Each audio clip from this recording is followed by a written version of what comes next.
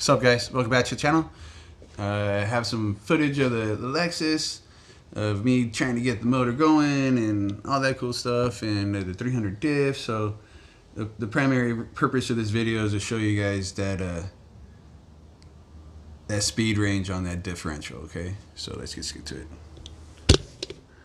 All right, so this is 55 and this is a mile per hour. 60. See how it jumps up pretty dramatically?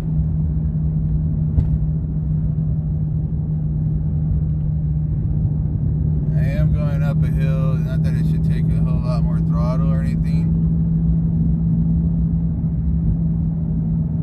Just tend to hold it. So it is a much shorter diff, guys. If you guys can get some video. Oh, is that a cop in front of me? I should slow down.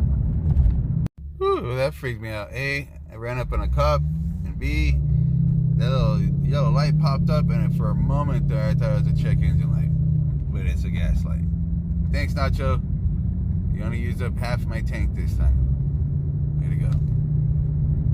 But yeah, guys, shoot some videos of your car if you got a 400 or a 430, if you would, of your speed at like 60, your RPM. I'd like to see the difference in the 300 diff that we're rocking right now. So let me get it up to.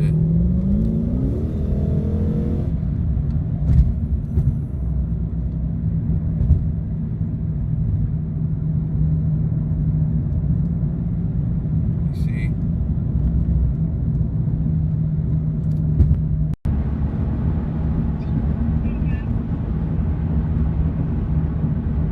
Alright, guys, welcome back. So as you can see, the car definitely does drive completely different, right? Not completely, but it definitely is a shorter diff. So remember, just so you guys know, you guys will have to utilize your 430 diff to go with your your 430 yoke. This is a 300 yoke, and this is my 430 diff, alright? Just so you know, you will need a yoke puller to pull that out. Other than that, hand tools should be fine, except for a 22 millimeter or 23, I think it's 22, but don't quote me. But you will need a 22 Allen wrench socket to pull out the bolts that hold on the axles to that diff. All right. Other than that, majority of the tools you guys should already have if you guys can do basic stuff in the garage. So, man, there's just all kinds of noise. We motherfuckers out here. Hondas. What is that? Almost sounds like a Subi or something, you know? Something ugly. But, so as you guys can see, the differential, huge difference, right? Transmission speed seems to be up. You guys will see a drop in your top end as far as like top speed, but you guys will see a shave in your 0 to 60 in your quarter miles timing, okay? But it does leave you at a higher RPM range on the freeway, which gives you a bad gas mileage. I don't want to say bad, but it can't give you any better gas mileage, okay, guys? With that being said, that's like the way I drive. You know, I'm happy with it. I'm okay with it. It's not something I'm driving 80 miles an hour, 90 miles an hour on the freeway. Otherwise, I'd fucking hate it, all right? But with that being said, I love the car. I'm happy with the motor. Super impressed with the power that it puts out now. The old motor was laboring and it just seemed to be kind of hurting, and the more I laid into it, the more compression it seemed to lose. You know, the more pedal I put into it, the higher the RPM got, the less power it had, it felt like, you know. But $1,000 for that new motor, and you know, I did pay not to like $500, but I did spend like $500 as well, guys, on just parts. You guys gotta remember, I had to get the water pump, the timing belt, the tensioners, you know, gaskets for the valve covers, and that was a whole valve cover gasket kit, mind you, as well. I went ahead and got spark plugs, oil, filter, diff fluid, you know, all this stuff. Oh, rear main seal as well.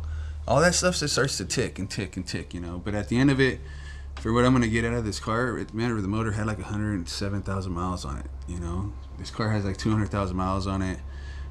It's going to get me around for enough time. So, happy with it. Time to get to work on the Accord and the Civic. The Civic needs to get a couple things done. just needs to get a seat, harness. You guys seen that we put in the cage. Thanks again for hitting and watching that video. But you guys asked about the GS. It's running great. As far as plans for it, upper and lower control arms, stock OEM replacements that I got off of Amazon. Not the most expensive, not the least expensive by any means. And that'll be on the next couple of days. This whole pandemic that the world's dealing with isn't fucking easy to deal with, guys. So just stay close to your loved ones. This is a good time to reset and, you know, try to find some positive in this shit, right? Like, look for the streak of, you know, as cloudy as it can get. And get pretty dope out there, guys. So just think that, you know, there were some negative things and some positive things being thrown out there, but the pollution has dropped dramatically. You know, you can see fish in Venice now. You can see the blue skies in China now. I mean, the whole world just gets a little bit of pause and a reset. And, you know, it's a virus. It's going to pass. We'll get through it. I'm not a professional. I'm not, you know, some genius. But at the end of it, I know that what we're doing seems to be the right thing.